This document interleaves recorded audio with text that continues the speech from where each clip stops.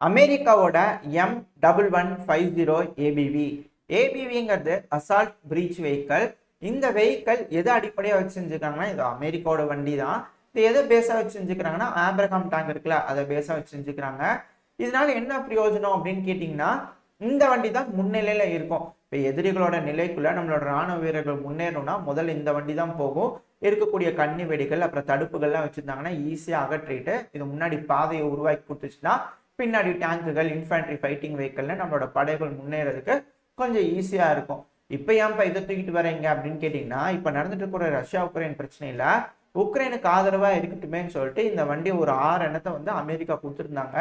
அது உக்ரைன் இப்போ என்ன பண்ணிக்கிறாங்க, இந்த ஆத்விகாவுக்கு மேலே இருக்கக்கூடிய ஆத்விகாவோட வடக்கு பகுதியில் இருக்கக்கூடிய அந்த ஸ்டெப்போவோ இது சமீபத்தில் ரஷ்யாவோட கைப்பிடியில் பாதி இருக்கு, பாதி கிரேசோனா இருக்கு. பேலன்ஸ் வந்து பார்த்தீங்கன்னா பிரிட்ஜாய் இந்த செட்டில்மெண்ட்லேருந்து பிரிட்ஜாயிலேருந்து இந்த ஸ்டெப்போவை நோக்கி கொண்டு வந்ததாகவும் அதை கண்டுக்கிட்டு ரஷ்ய வீரர்கள் வந்து சும்மா போட்டு வறுத்து வச்சுக்கிறாங்க, அப்படியே கவுத்தி போட்டு வச்சுக்கிறாங்க. இது அப்படியே 24 மணி நேரம் கண்கொத்தி பாம்பு மாதிரி அப்படியே ட்ரோன்கள் வந்து பார்த்துக்கிட்டே இருக்குதாமா. கூடிய சீக்கிரம் ஸ்டெப்போவாலேருந்து முன்னேறிட்டு இருக்கிற ரஷ்ய வீரர்கள் இந்த பிரிட்ஜாய் பகுதி வரைக்கும் போனாங்க அப்படின்னா இது அப்படியே உரிமையில் வந்துடலாம் அப்படிங்கிறதுல மும்பரமா தீவிரமா இருக்காங்க. ஏன்னா இது ஒரு மிகப்பெரிய டிராபி இல்லையா. ஏன்னா இப்போ ஒரு காம்படிஷன் நடக்குது, அந்த காம்படிஷன் ஜெயிச்சோம்னா டிராபி தருவாங்க இல்லையா, அது போலதான் இது. நான் தான் பிடிச்சேன் அப்படிங்கிறது போல பெருமை சொல்லிக்குவாங்க இல்லையா ரஷ்ய வீரர்கள். அதனால இதை 24 மணி நேரம் அப்படியே கண்கொத்தி பாம்பு மாதிரி காவல் காத்துக்கிட்டு இருக்காங்களாமா. உக்ரைன் தரப்புல இருந்து இது எப்படியாவது மீட் எடுத்துட்டு போயிடலாம் அப்படிங்கிறதுக்காக போராடிட்டு இருக்கிறாங்க. ஆனா ஒருத்தனையும் விடமாட்டம் பார்த்துக்க அப்படிங்கிறதுல தெளிவா இருக்கிறாங்க ரஷ்யன்ஸ்.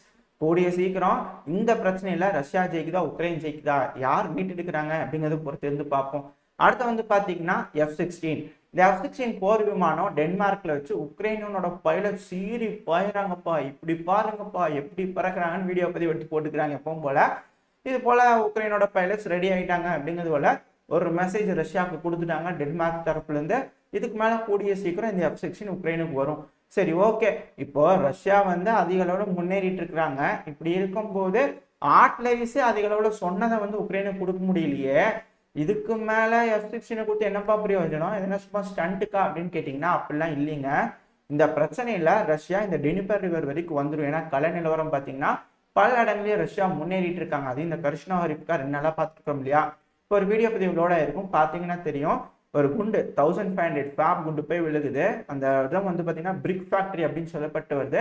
இந்த இடத்துல அதிகமான உக்ரைனோட வீரர்கள் இருந்திருப்பாங்க போல இருக்குது. ஏன்னா அந்த இடத்துல அசம்பிள் பண்ணியிருப்பாங்க போல.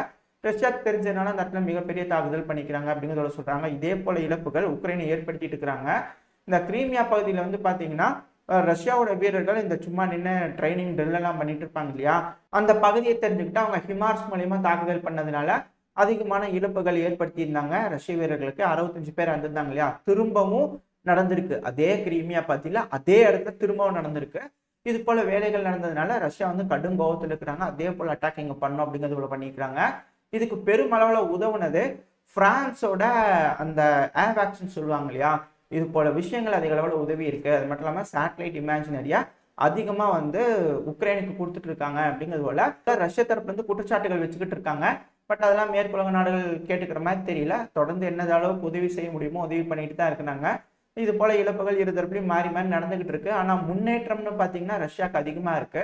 அப்படி முன்னேறி வர ரஷ்ய வீரர்கள் இந்த ஃப்ரண்ட் லைன்ல இப்போ கொலாப்ஸ் ஆக போகுது. ஏன்னா இந்த ஆத்விக்கில் வந்து பாத்தீங்கன்னா கீழே சிவாஜினி இருக்கு இல்லையா, அதை பெருமளவில் வந்து பிடிச்சிட்டாங்க. கீழே வந்து பாத்தீங்கன்னா இந்த வடைனி இருக்கு இல்லையா, அங்கிருந்து முன்னேற ஆரம்பிச்சுட்டு இருக்காங்க ரஷ்ய வீரர்கள்.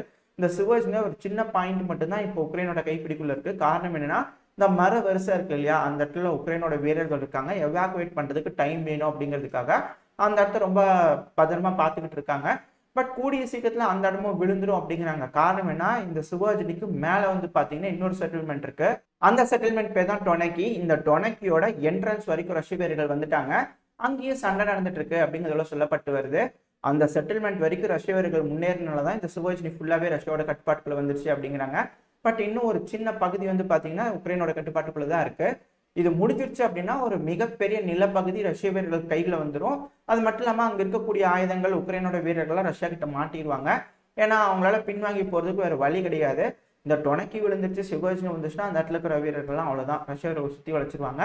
ஸோ இந்த இடத்துல என்ன நடக்குதுன்னு பார்ப்போம். ஏன்னா இந்த பகுதியில இந்த இடத்துல இந்த வாட்டர் பேரியர் நம்ம வரைஞ்சு காமிச்சிட்டு இருக்கோம் இல்லையா, இதை உடைச்சிட்டாங்க ரஷ்யன்ஸ் அப்படின்னா இதுக்கப்புறம் டினிப்பர் ரிவர் தான். அப்புறம் எந்த ஒரு இடத்துலையும் ரஷ்யன்ஸை ஸ்டாப் பண்ண முடியாது, பக்கவாட்டு தாக்குதல் பண்ண ஆரம்பிச்சிருவாங்க.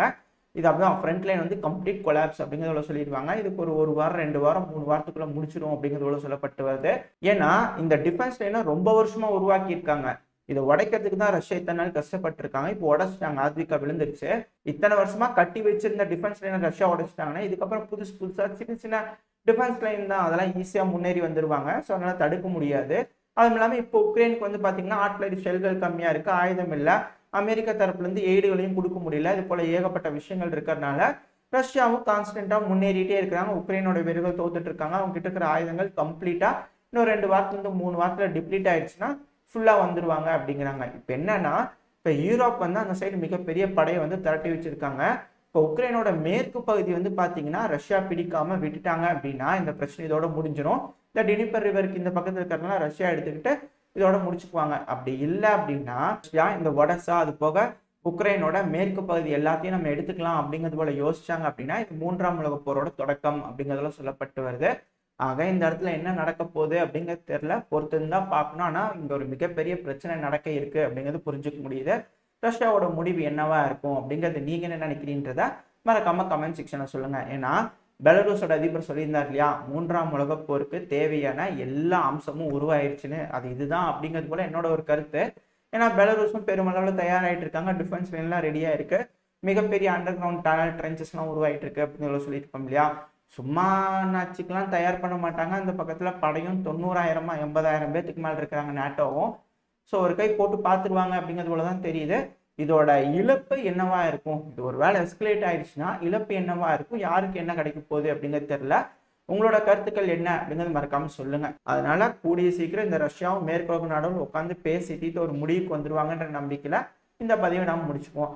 இந்த பதிவு எப்படி இருந்துச்சு, உங்களுக்கு பிடிச்சிருக்கா, பிடிச்சுன்னா லைக் பண்ணுங்க, ஃப்ரெண்ட்ஸ் அண்ட் ஃபேமிலியோட ஷேர் பண்ணிக்கோங்க. அது கூடவே மறக்காம இந்த பதிவை பத்தின உங்களோட கருத்துக்களை கமெண்ட் செக்ஷன்ல சொல்லிடுங்க. இந்த பதிவு நல்லா இருந்திருக்கிற நம்பிக்கையில் அடுத்த பதிவில் உங்களை சந்திக்கிறேன். அது வரைக்கும் ஸ்டே சேஃப், பை பை.